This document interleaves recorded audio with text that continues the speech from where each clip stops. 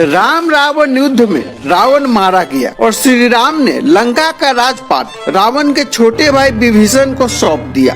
दोस्तों, ये कहानी तो आप सब जानते हैं, लेकिन क्या आपको मालूम है कि रावण की पटरानी मंदोदरी का क्या हुआ? चलिए पहले जान लेते हैं कि आखिर मंदोदरी थी कौन। एक पौराणिक कथा के अनुसार मधुरा नाम की एक अप्सरा कैलाश पर्वत पर भगवान शिव की तलाश में पहुंची। तलाशते हुए जब वो भगवान शिव के पास पहुंची तो वहाँ उस वक्त माता पार्वती नहीं थी। इस बात का फायदा उठाकर वो महादेव को रिझाने लगी। जब कुछ समय बाद वहाँ पार्वती पहुंची तो उन्होंने मधुरा के शरीर पर शिव की भस्म देखी। यह देखकर वो क्रोधित हो गई। पार्वती ने मधुरा को श्राप दिया कि वो 12 साल तक मेढक बनी रहेगी और कुएं में उसका वास होगा। मधुरा को अपनी गलती की कीमत चुकानी पड़ी और उसका कष्टमय जीवन शुरू हो गया। जिस समय सारी घटनाएं घट रही थी, उसी समय कैलाश पर असुरों का राजा मायासुर अपनी पत्नी के साथ एक पुत्री की कामना के लिए तपस्या कर रहे थे। दोनों 12 सालों तक कठोर तप करते रहे। इधर मधुरा के शाप का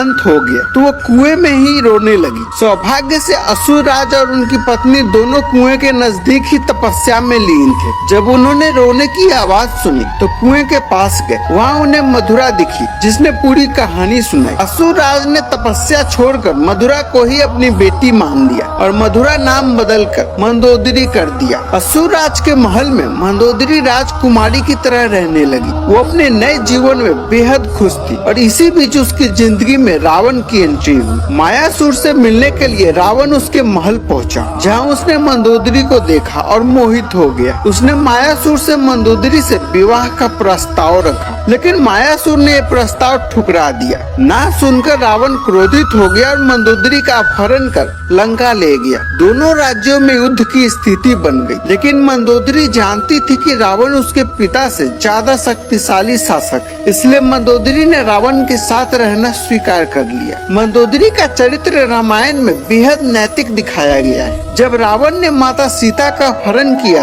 तब मंदोदरी ने इसका विरोध किया। मंदोदरी ने बार बार रावण को चेतावनी दी कि दूसरे की पत्नी का अपहरण अपराध है, लेकिन रावण नहीं माना और आखिरकार भगवान राम के साथ युद्ध में रावण मारा गया और मंदोदरी विधवा हो गई। दोस्तों, ये बहुत कम लोग जानते हैं कि रावण की मृत्यु के बाद भगवान राम ने मंदोदरी को विभीषण से शादी का प्रस्ताव दिया था, लेकिन मंदोदरी ने इस प्रस्ताव को अस्वीकार कर दिया। कहा जाता है कि इसके बाद एक बार भगवान राम सीता और हनुमान के साथ मंदोदरी को समझाने गए थे। तब ज्योतिष के प्रकांड विद्वान मंदोदरी को महसूस हुआ कि धार्मिक और तार्किक तौर पर और नैतिक तौर पर भी देवर विभीषण से विवाह करना गलत नहीं होगा। ये महसूस होने पे उसने इस प्रस्ताव को स्वीकार किया और विभीषण से उसकी शादी हुई। हालांकि रावण की मृत्यु के बाद मंदोदरी के बारे में वाल्मीकि की रामायण में ज्यादा कुछ नहीं मिलता, लेकिन रामायण के दूसरे प्रारूपों जैसे अद्भुत रामायण और अन्य ग्रंथों में जरूर इस बारे में काफी कुछ कहा गया है। रावण के मरने के बाद जब मंदोदरी विधवा हो जाती है तब भगवान राम विभीषण को सलाह देते हैं कि उसे अपनी भाभी से विवाह कर लेना चाहिए। ये परंपरा उन दिनों मान्य थी, लेकिन विभीषण की पहले से कई रानियां थी, इसलिए वो इसके लिए तैयार नहीं थे। ये भी कहा जाता है कि अगर विभीषण ये शादी कर लेते तो उन्हें भाई की जगह लंका पर शासन का नैतिक अधिकार भी मिल जाता। इसी बात को लेकर यह भी कहा जाता है ये विवाह शारीरिक तौर पर पति पत्नी के तौर पर एक दूसरे के साथ यौन संबंधों की बजाय राजकाज से जुड़ा था, क्योंकि मंदोदरी भी चाहती थी कि उनके पति के निधन के बाद भी लंका में समृद्धि रहे और राजनीतिक स्थिरता बनी रहे। इसके अलावा एक वजह ये भी बताई जाती है कि रावण की मृत्यु के बाद मंदोदरी भी उसकी चिता के साथ सती होने जा रही,